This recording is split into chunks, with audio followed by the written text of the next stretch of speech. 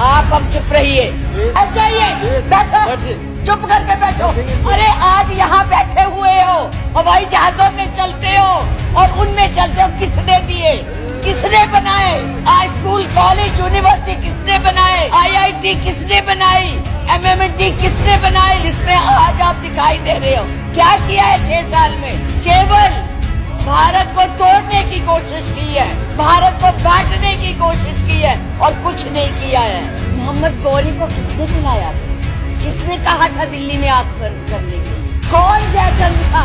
महाराणा प्रताप जब हल्दी की घाटी में लड़ रहे थे, किस राजा ने उसकी मदद की अकबर के खिलाफ थे? सुनो, एक भील जाति के लोगों ने महाराणा प्रताप का साथ दिया था, कहाँ थे तब? आज बात करते हैं देश को आजाद कराने के लिए अहिंसा का पाठ पढ़ाया। आप क्या जाने अहिंसा, जो लाठी लेके तो ट्रेनिंग देते हैं। कोई भी आपके प्रधानमंत्री के खिलाफ, आपके गृह मंत्री के खिलाफ, उनकी नीतियों के खिलाफ बोले, वो देशद्रोही हो गया है। 6 साल के बच्चों को भी नहीं आप तो छोड़ रहे, आप क्या करेंगे? श्रीमती विप्लव ठाकुर जी। माननीय उपाध्यक्ष जी, धन्यवाद। मैं ये राष्ट्रपति के अभिभाषण पर धन्यवाद प्रस्ताव के लिए खड़ी हुई हूँ, पर मुझे समझ नहीं आ रहा कि मैं धन्यवाद किस बात का करूं, कहां से शुरू करूं। मुझे लगता है, आप अब चुप रहिए, मुझे लगता है बैठकर इंटरवेन न करें आप। मुझे लगता है कि एक कुशल गृहिणी अपना ट्रंक उसको पेंट करके अपनी पुरानी चीजें उसमें डाल देती है, यही इस अभिभाषण में है। कुछ नया नहीं है। वही उज्ज्वला है, वही दीनदयाल है और वही पे जो है मिशन की बातें हो रही हैं। बेरोजगारी की कोई बात नहीं है, महंगाई की कोई बात नहीं है, क्योंकि इनको उसकी चिंता ही नहीं है। ये नौजवानों के लिए कुछ करना ही नहीं चाहते। आज विद्यार्थी जो पूरे देश में झंडा लेके खड़े हैं, उनको अपने भविष्य का फिक्र है कि हम डिग्री तो ले लेंगे पर नौकरियां कहां से लाएंगे, क्योंकि इस अभिभाषण में उसका कोई जिक्र ही नहीं है। ये अभिभाषण ऐसे लगता है जैसे मुंगरी लाल के सपने दिखाए जा रहे हैं। मुंगरी लाल के 2014 में भी दिखाए थे, अभी भी दिखाए रहे हैं। अभी राणा जी बोल के गए, राणे कि जी कांग्रेस भी मैनिफेस्टो देती थी, हमने करके दिखाया है। आज अगर आप गरीबी की रेखा से नीचे देखें तो लोगों का हुआ है। अरे आज यहाँ बैठे हुए हो, हवाई जहाजों में चलते हो और उनमें चलते हो, किसने दिए, किसने बनाए? आज स्कूल कॉलेज यूनिवर्सिटी किसने बनाए? IIT किसने बनाई? MMT किसने बनाई?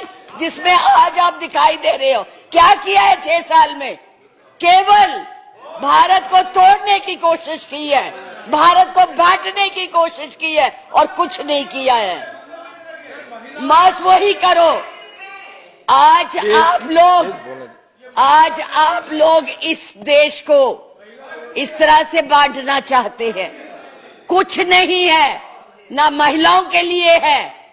आज पूरी महिलाएं जो है इस चिंता में है कि हमारा भविष्य ठीक है, हम सुरक्षित है, वहां उनको कुछ दिया नहीं जा रहा। और मैं ये कहना चाहूंगी कि मैं पूछना चाहती हूं, क्योंकि आप बहुत इतिहास के बखे हुए हैं, मोहम्मद गौरी को किसने बुलाया था? किसने कहा था दिल्ली में आंख बंद करने के लिए? कौन जयचंद था? कौन जयचंद था? महाराणा प्रताप जब हल्दी की घाटी में लड़ रहे थे, किस राजा ने उसकी मदद की अकबर के खिलाफ में? बैठ जाइए, बैठो, चुप करके बैठो। सुनो मैडम, प्लीज आप चेयर को एड्रेस करें मैडम, प्लीज। इस तरह की भाषा एक भील जाति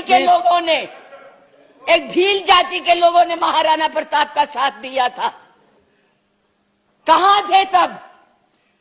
आज बात करते हैं देश को आजाद कराने के लिए अहिंसा का पाठ पढ़ाया।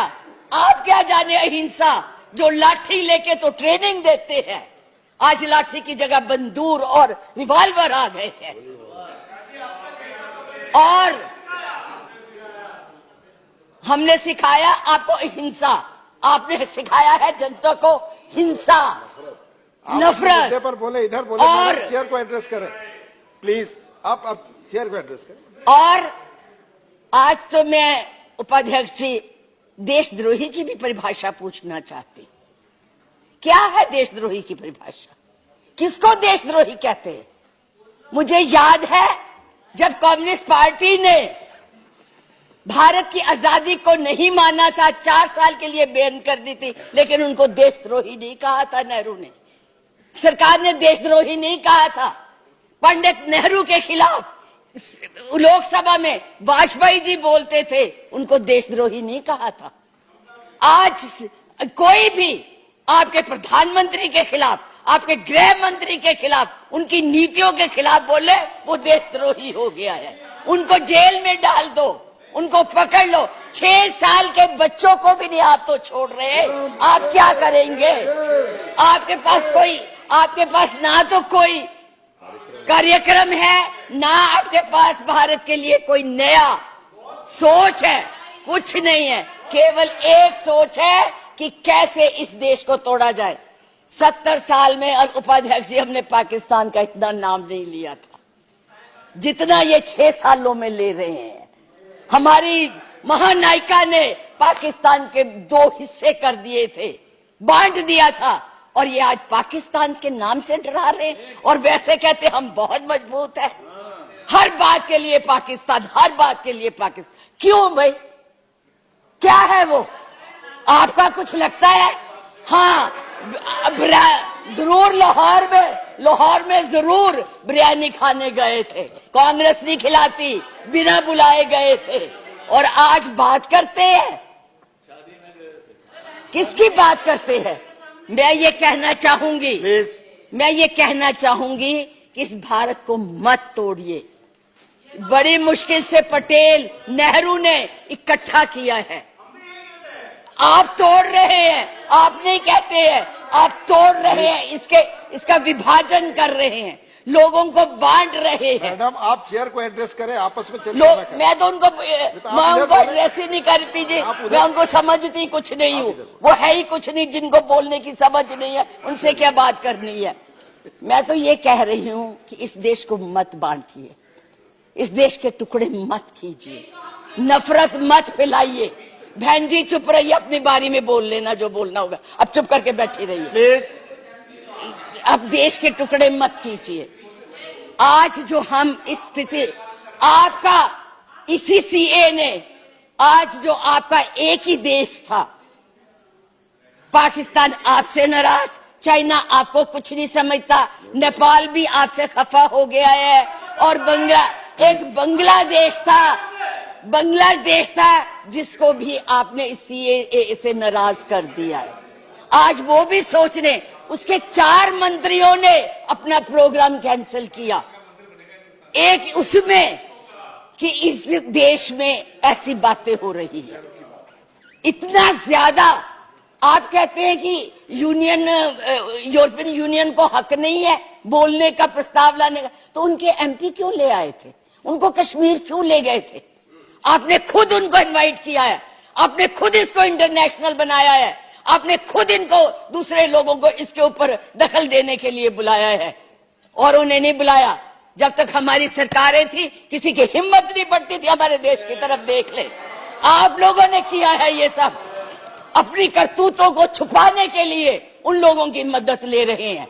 आपके पास कोई प्रोग्राम नहीं है, आपके पास कोई कार्यक्रम नहीं है, केवल एक कर्म है कि गोली से उड़ा दो जी, मार दो जी, खड़ा दो जी। यही आपकी यही आप करने जा रहे हैं। इसलिए मैं आप लोगों से कहती हूं कि इस देश को मत बांटिए, इस देश की एकता को बनाए रखिए। इस देश में जो भी यहाँ है, आज वो सदियों से रह रहे हैं, अभी नहीं आए हैं। अब पाकिस्तान और बांग्लादेश, अरे भाई वो तो है ही इस्लामिक कंट्रीज, उनके बारे में क्या बोलना है? हम तो सेकुलर, हम तो धर्म को मानते हैं। किस धर्म की बात आप करते हैं? किस राम की बात करते हैं जिसने अपनी मर्यादा को रखने के लिए जनता की बातें सुनी थी? उस जनता की बात सुन के उसने सीता को वनवास भेज दिया, और आप लोग बात तक नहीं करना चाहते। किस राम राज्य की बात करते, किसको पूजते हैं आप? मंदिर बनाइए, जरूर बनाइए, लेकिन उनके आदर्शों को भी मानिए, उनकी बताई हुई बातों को भी मानिए। सिर्फ केवल कहने से बात Madam, नहीं please बनती है, conclude now. ऊंचे ऊंचे भाषण देने से नहीं बात बनती है। इसलिए मैं यही कहूंगी कि इस देश को मत बांटिए, एक रहने दीजिए, ये नफरत मत फैलाइए। ये आपके लिए भी और हमारे लिए भी बहुत धन्यवाद। बहुत बहुत धन्यवाद। धन्यवाद। लाइव टीवी, सच सबसे आगे।